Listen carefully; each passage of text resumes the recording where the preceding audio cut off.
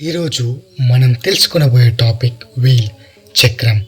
ఈ ప్రపంచంలో మనం చూసే ఎన్నో అద్భుతాలకు కారణం చక్రం అంటే మీ సమాధానం ఏంటి?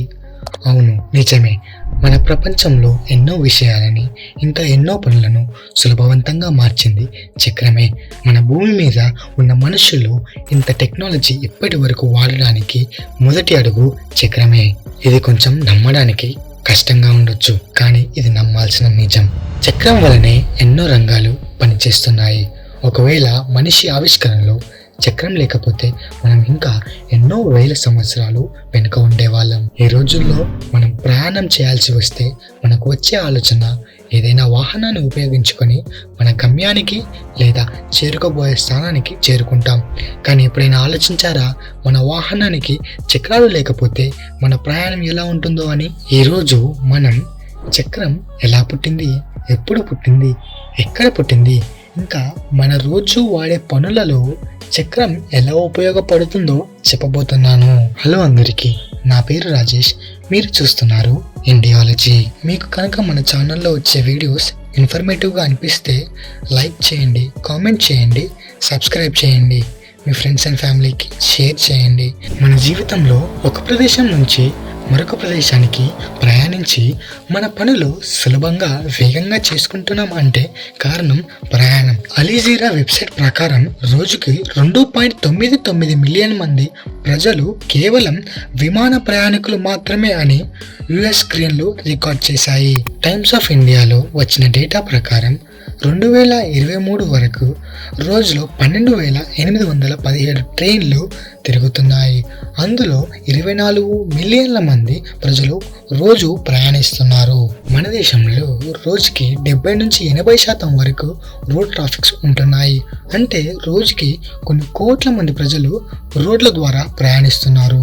చక్రం మన జీవితంలో ప్రధాన పాత్ర పోషిస్తుంది. మన ఇంట్లో తిరిగే గడియారం కూడా చక్రాల వల్లనే నడుస్తున్నాయి. ఎన్నో ఫ్యాక్టరీలు మరియు ఇండస్ట్రీలు పనిచేసేది చక్రాల మీదే. బస్సులు, ట్రైన్లు, ఏరోప్లేన్లు ఇలా ఎన్నో రకాలుగా మనకు చక్రం ఉపయోగపడుతూనే ఉంటుంది. చక్రం యొక్క ఆవిష్కరణ మానవుల జీవితాన్ని ఇంకా సులభవంతంగా మార్చేసింది. అయితే ఈ చక్రాన్ని ఎప్పుడు కనుక్కున్నారు? ఎన్నో పురాతన గ్రంథాల ప్రకారం అత్యంత పురాతనమైన చక్రం మెసొపటోమియాలో బయటపడింది. దానిని కార్బన్ డేటింగ్ చేశాక ఆ చక్రం సుమారు క్రీస్తు పూర్వం 3500 సంవత్సరాల పురాతనమైనదని తేలింది. అంటే అది కాంస్యయుగం అని మనకు అర్థమవుతుంది. కాంస్యయుగం అంటే అప్పటికే మనుషుల దగ్గర నాగరికత మొదలైపోయింది. ప్రజలు పంటలు పండించడం, పశువుల పెంపకం లాంటివి మొదలు పెట్టేశారు. కానీ ఈ నాగరికత చక్రం కనిపెట్టక ముందే మొదలైంది. మరి అప్పటి ప్రజలు వస్తువులను ఒక ప్రదేశం నుంచి మరొక ప్రదేశానికి ఎలా రవాణా చేసేవారో చూడండి. మనుషులు మోయలేని బరువైన సామాన్లను, సుమారు 50 నుంచి 100 కేజీల సామాన్లను జంతువుల మీద ఎక్కించేవారు. ఈ రవాణా క్రమంలో ఎక్కువగా గాడిదలను ఇంకా గుర్రాలను వాడేవారు. కానీ కొన్ని టన్నుల బరువుని ఇలా తరలించడం చాలా కష్టంగా ఉండేది. అంత బరువు ఉన్న వస్తువులను తరలించడానికి ఒక పెద్ద చెక్కను పెట్టి దాని మీద అమర్చి మనుషులే లాగేవారు. ఇది తెలుసా? మొదట చక్రాన్ని రవాణా కోసం వాడలేదు.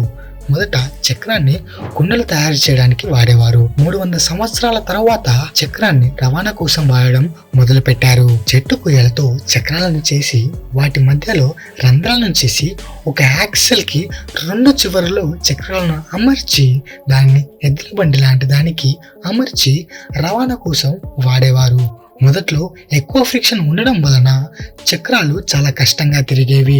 కొంతకాలం తర్వాత చక్రాన్ని, యాక్సెల్ని ఫ్రిక్షన్ తక్కువ ఉండేలాగా అమర్చి దానిని వాడేవారు. మెల్లిగా కాలాలు గడుస్తుంటే చక్రాన్ని పరిశ్రమలలో, వాహనాలలో, మిషన్స్కి వాడడం మొదలుపెట్టారు. ఇలా మెసొపటోమియా ప్రజలు చక్రాన్ని ఆవిష్కరించి ప్రపంచానికి చాలా పెద్ద మార్పుని తీసుకొచ్చారు. అలా కుండలు తయారు చేయడానికి వాడే చక్రాన్ని మనం ఈరోజు ఎన్నో రంగాల్లో వాడుతూనే ఉన్నాము. ఉదయం ఒక ఊరిలో లేచి రాత్రి వేరే ఊరిలో పడుకోవడానికి వెళ్ళేంత అభివృద్ధి చెందామంటే చక్రం యొక్క పాత్ర ఎంతో ఉంటుంది. ఒకసారి మరలా ఆలోచించండి. చక్రం అనే ఆవిష్కరణ లేకపోతే మనం ఇంకా ఎన్నో వేల సంవత్సరాల వెనకే ఉండేవాళ్ళం. ఉద్యోగాల కోసం, చదువుల కోసం మన ప్రయాణం చేసేవారం కాదు. మన భూమి యొక్క సరైన భూభాగం కూడా మనకు తెలిసేది కాదు. ఇలాంటి ఇంట్రెస్టింగ్ వీడియోస్ కావాలంటే మన ఛానల్కి లైక్ చేయండి, షేర్ చేయండి, సబ్స్క్రైబ్ చేయండి. Thanks for watching Indiology. Have a nice day.